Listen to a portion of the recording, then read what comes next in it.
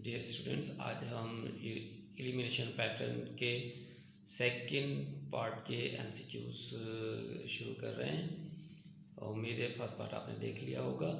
अगर आपने first part elimination pattern के एमसीक्यूज का नहीं अभी तक देखा है तो प्लीज़ मैं डिस्क्रिप्शन में ये लिंक दे रहा हूँ, आप वहाँ से वो देख लें। उसके बाद ये सेकंड पार्ट आप देखें और मेरे चैनल को लाइक शेयर एंड सब्सक्राइब करें ताकि आपको आने वाली नई वीडियो मिलती रहे। शुक्रिया। तो स्टार्ट करते हैं एमसीक्यूज पार्ट 2 एलिमिनेशन पैटर्न। बिस्मिल्लाहिर्रहमानिर्रहीम। Dear student, fundamental of nursing semester 2 में हम कौन से unit number 6 concept of elimination में एमसीक्यूज पार्ट 2 स्टार्ट कर रहे हैं। क्वेश्चन नंबर 1 हमारा है, lack of voluntary control is another name for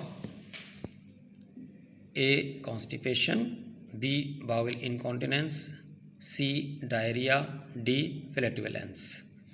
ये चार ऑप्शंस हमें दिए गए हैं और पूछा गया है कि लेक ऑफ वॉलंटरी कंट्रोल जो है उसका दूसरा नाम क्या है। उम्मीद है आपने आंसर ढूंढ लिया होगा। जी, इसका करेक्ट आंसर है बाविल इनकॉन्टिनेंस।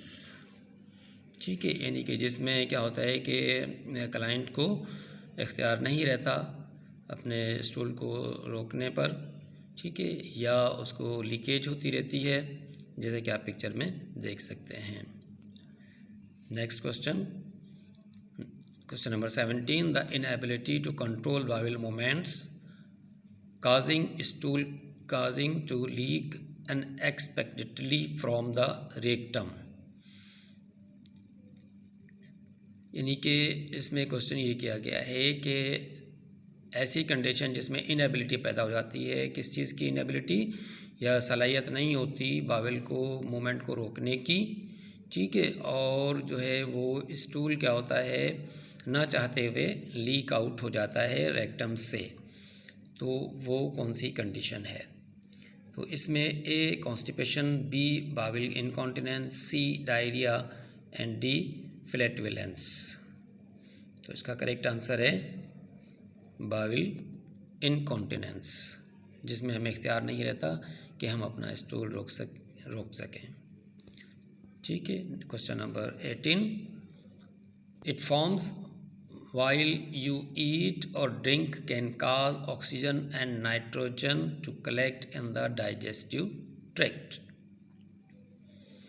यानी ये जो दर्ज नीचे जो कंडीशन दी गई हैं, ऑप्शन दिए गए हैं, ए कॉन्स्टिपेशन, बी बाउल इनकॉन्टिनेंस, सी डायरिया, डी फ्लैटुलेंस। इन चारों में से कौन सी ऐसी कंडीशन है कि जिसमें आप जब खाते पीते हैं तो उसमें जो आपकी डाइजेस्टिव ट्रैक्ट है उसमें कलेक्शन होती है ऑक्सीजन और नाइट्रोजन की। तो करेक्ट आंसर है इसका फ्लैटुलेंस।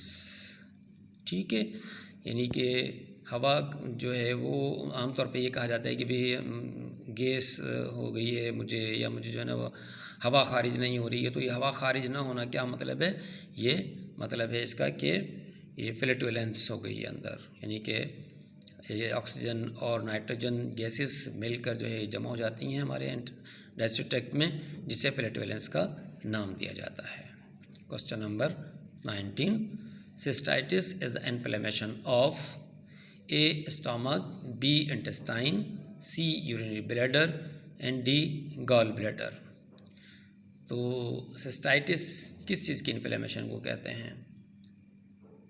जी, करेक्ट आंसर है यूरिनरी ब्लैडर की, क्योंकि स्टमक की जो इन्फ्लेमेशन है उसे हम गैस्ट्राइटिस कहते हैं, इंटेस्टाइन की इन्फ्लेमेशन को एंटाइटिस कहते हैं, और गॉल ब्लैडर की इन्फ्लेमेशन को कोलिसिस्टाइटिस कहा जाता है। तो हमारा करेक्ट आंसर सिस्टाइटिस हो गया यूरिनरी ब्लैडर के लिए। यहाँ पर एक नॉर्मल और एक जो है इन्फ्लेम्ड जो है यूरिनरी ब्लैडर दिखाया गया है। तो हमारा करेक्ट आंसर है यूरिनरी ब्लैडर की इन्फ्लेमेशन को सिस्टाइटिस कहा जाता है। Question number 20, it carries urine from the bladder sphincter to the meatus, यानी कि यूरिन जो है वो लेकर जाता है यूरिनरी ब्लैडर से के जो स्फिंक्टर होते हैं वहाँ से मीटस की तरफ। वो क्या चीज़ है? किडनी पेल्विस है, पी यूरिटर है, सी यूरिनरी ब्लैडर है, डी यूरिथ्रा है। तो इसका करेक्ट आंसर है यूरिथ्रा। ठीक है जी, ये जो है जो ट्राइगन ऑफ यूरिनरी ब्लैडर होता है जो स्फिंक्टर मसल्स हमारी होती हैं, पिक्चर में आप देख सकते हैं।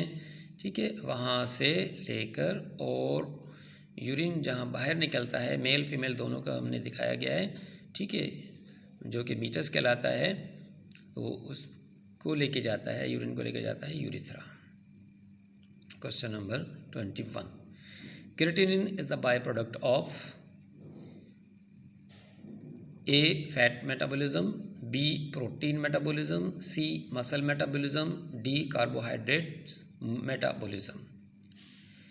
तो यहाँ पे मालूम किया गया है कि क्रिएटिनिन किस चीज़ की मेटाबॉलिज्म से बनता है या किस चीज़ का बाय प्रोडक्ट है।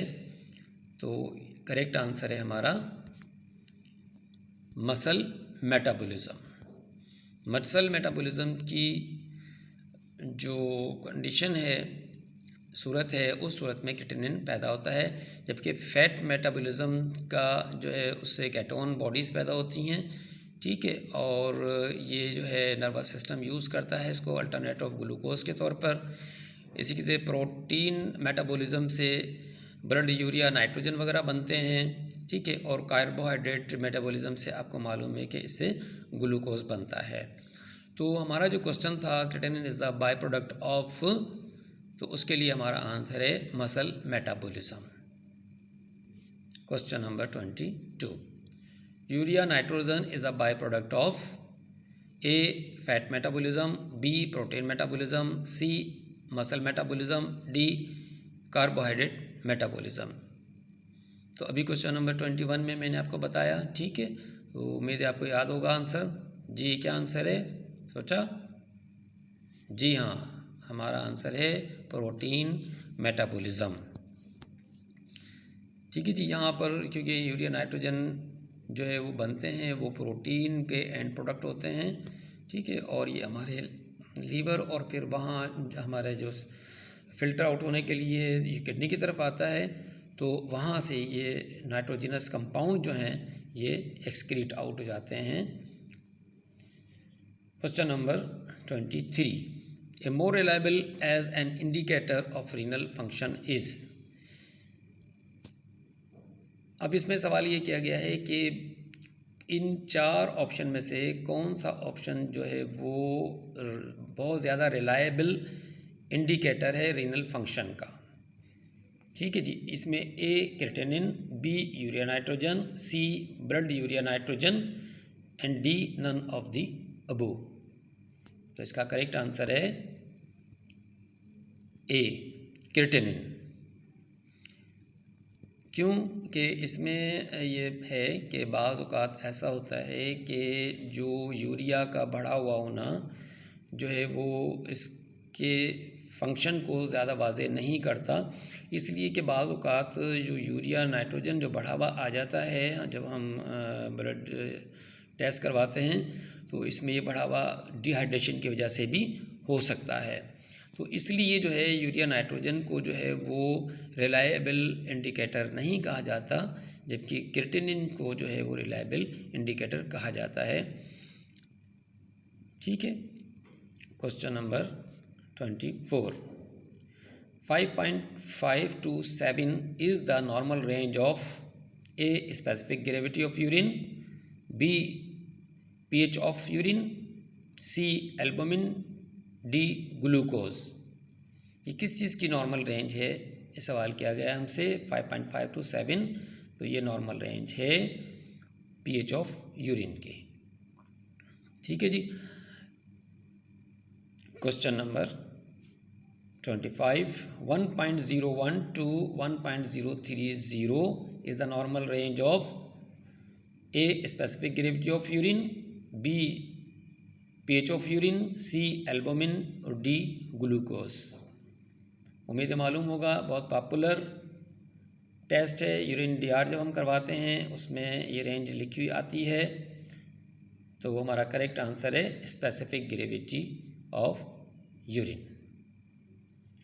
Question number 26. Client should be taught that repeatedly ignoring the sensation of needing to defecate could result in which of the following? जी, तो यहाँ पर कहा गया है कि क्लाइंट को ये सिखाया जाता है कि अगर उसने इग्नोर किया सेंसेशन को, यानी कि स्टूल आ रहा है और वो स्टूल पास करने नहीं जा रहा है, तो ये किस चीज़, इसका रिज़ल्ट क्या होगा? A constipation, B diarrhoea, C incontinence, D haemorrhoids. जी, तो इसका करेक्ट आंसर है कॉन्स्टिपेशन, क्योंकि अगर हम स्टूल पास नहीं करेंगे, स्टूल को रोकने की कोशिश करेंगे और ज़्यादा मर्तबा इस तरह से हम करेंगे कि उसकी जो नीड है उसको इग्नोर करते रहेंगे, तो हम कॉन्स्टिपेशन का शिकार हो जाएंगे। ठीक है जी, इसका जवाब हमारा डायरिया नहीं हो सकता था, इनकॉन्टिनेंस नहीं है यहाँ पे, ठीक है, और हेमोराइड्स जो है ये रिज़ल्ट होता है कॉन्स्टिपेशन की वजह से हो सकता है हेमोराइड्स के। ज़्यादा अगर कॉन्स्टिपेशन रहता हो, हैवी वेट हो, तो उसकी वजह से हैवी वेट उठाता हो पर्सन, ठीक है, वेट लिफ्टिंग का काम करता हो, ज़्यादा देर बैठे रहने का काम करता हो, तो कॉन्स्टिपेशन होती है। ये वजूहत होती हैं हेमोराइड्स की। तो हमारा यहाँ पर हमारा करेक्ट आंसर है कि अगर हम sensation of needing of defecate को नज़रअंदाज करें तो हम शिकार हो सकते हैं कॉन्स्टिपेशन का। Question number 27. A client is scheduled for a colonoscopy. The nurse will provide information to the client about which type of enema. जी, यहाँ पर एनिमा की बात है कि अगर एक क्लाइंट है उसको कोलोनोस्कोपी होने जा रही है, तो किस एनिमा के बारे में नर्स जो है इंफॉर्मेशन देगी अपने क्लाइंट को? Olive oil enema, return any flow, high large volume और लो स्मॉल वॉल्यूम। जी, तो इसका करेक्ट आंसर है लो स्मॉल वॉल्यूम, क्योंकि यहाँ पे देखें कि ऑलिव ऑयल जो एनिमा दिया जाता है वो आमतौर पर कॉन्स्टिपेशन के लिए जाता है, स्टूल को सॉफ्ट करने के लिए दिया जाता है। रिटर्न फ्लो जो है वो हेल्प करता है फ्लैटस को एक्सक्रीट आउट होने में, एक्सपेल आउट होने में। और हाई लार्ज वॉल्यूम एनिमा जो है वो इसका यूज़ बहुत रेयर है, लेकिन अगर कोलोनोस्कोपी एग्जामिनेशन करना हो तो उसमें हमें लो स्मॉल वॉल्यूम एनिमा देना होता है। Question number 28. The nursing diagnosis are most applicable to the client with fecal incontinence. Faecal incontinence के लिए यहाँ पर पूछा जा रहा है कि नर्सिंग डायग्नोसिस जो है वो क्या होगी इनमें से? A bowel incontinence, B risk for deficient fluid volume, C disturbed body image and D all of the above. I hope कि आपने अंदाज़ा लगा लिया होगा इसका आंसर। जी, इसका करेक्ट आंसर है ऑल ऑफ द अबोव। वजह क्या है इसकी, या रैशनल क्या है इसके लिए कि बाविल इनकॉन्टिनेंस जो है वो, तो चूँकि फिकल कॉन्टिनेंस है तो उसमें जो है ये लीकेज आउट होगी, तो हम उसको नाम दे सकते हैं नर्सिंग डायग्नोसिस को बाविल इनकॉन्टिनेंस है। Risk for deficient fluid volume इसलिए कह सकते हैं कि कंटिन्यू जो है वो लीकेज होती रहेगी, तो जो हमारी बॉडी के अंदर वॉल्यूम जो है वो कम हो जाएगा, फ्लूइड वॉल्यूम डेफिसिट हो जाएगा, तो इसलिए जो नर्सिंग डायग्नोसिस हमारी बनती है risk for deficient fluid volume बन जाती है। और थर्ड वन जो है हमारे पास डिस्टर्ब्ड बॉडी इमेज, तो जाहिर है कि लीकेज अगर क्लाइंट को हो रही है तो वो प्रॉपर तरीके से, जिस तरीके से हम रिलैक्स बैठ सकते हैं तो बैठ नहीं पाएंगे, या खड़ा होना अजीब सा होगा, अजीब अंदाज में हम खड़े होंगे या बैठेंगे, तो इसलिए डिस्टर्ब बॉडी इमेज भी हो सकता है इसमें। तो इस तरीके से हमने यहाँ नोट किया कि सबके सब जो नर्सिंग डायग्नोसिस हैं वो जो है फीकल इनकॉन्टिनेंस के लिए एप्लीकेबल हैं। Question number 29. A nurse is talking with a constipated client. The following foods changes should the nurse recommend that can help prevent constipation? एक नर्स जो कि एक कॉन्स्टिपेशन के शिकार क्लाइंट से बात कर रही है, ठीक है, उससे किस किस्म की फूड चेंजिंग के बारे में बताएगी।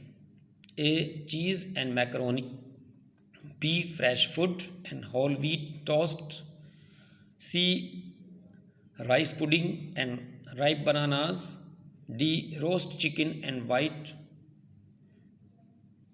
राइस। तो हमारा करेक्ट आंसर है fresh foods and whole wheat toast. ये वो चीज़ें हैं जो कि उसे कॉन्स्टिपेशन का शिकार होने से बचाएंगी, यानी कि प्रिवेंट करेंगी। The last question number 30। A nurse is caring for a client who has diarrhea for the past 4 days. When assessing a client, the nurse should expect which of the following findings? एक client है जो कि 4 दिन से diarrhoea में मुब्तला है, तो एक नर्स जो है उसमें कौन कौन सी फाइंडिंग पाएगी। A, hypotension, B, bradycardia, C, poor skin turgor and D, all of the above. I hope आपने अंदाज़ा कर लिया होगा कि 4 दिन से एक क्लाइंट है डायरिया में मुब्तला है, तो उनमें ये जो ऑप्शन दिए हैं इनमें से क्या क्या हो सकता है। जी हाँ, इसका करेक्ट आंसर है ऑल ऑफ द अबोव। चूँकि उसे कंटिन्यू डायरिया है तो फ्लूइड वॉल्यूम डेफिसिट हो रहा है, इसको फ्लूइड वॉल्यूम डेफिसिट होने के वजह से उसको हाइपोटेंशन होगा, ठीक है जी। इसी तरीके से इससे जो है वो इसकी वीकनेस की वजह से इसकी जो पल्स जो है वो स्लो हो जाएगी, जिसे हम ब्रेडिकार्डिया कहते हैं, नॉर्मल से कम पल्स को। और स्किन टर्गर आप इस पिक्चर में देख सकते हैं कि उसको अगर हम पिंचिंग करते हैं तो उसकी स्किन जो है एक जगह जमा हो जाएगी और बहुत ही स्लोली वापस अपनी जगह पर जाएगी, जो कि साइन है पुअर स्किन टर्गर का। तो इस तरीके से एक क्लाइंट जो कि 4 दिन से डायरिया में मुब्तला था, ठीक है, तो उसको जो फाइंडिंग होंगी ये तमाम की तमाम होंगी, यानी कि हाइपोटेंशन भी होगी, ब्रेडिकार्डिया भी होगी, पुअर स्किन टर्गर होगी। तो इस तरीके से हमारा जो आंसर है वो है all of the above. Thank you for watching my YouTube channel Tiriya nursing lecture. Kindly like, share and subscribe it. अपने दोस्तों को भी शेयर करें और दीगर ग्रुप्स में भी इसके लिंक्स को आप भेजें ताकि दूसरे लोग भी जो है इससे फ़ायदा उठा सकें। जज़ाकल्लाह खैरा, अल्लाह हाफ़िज़।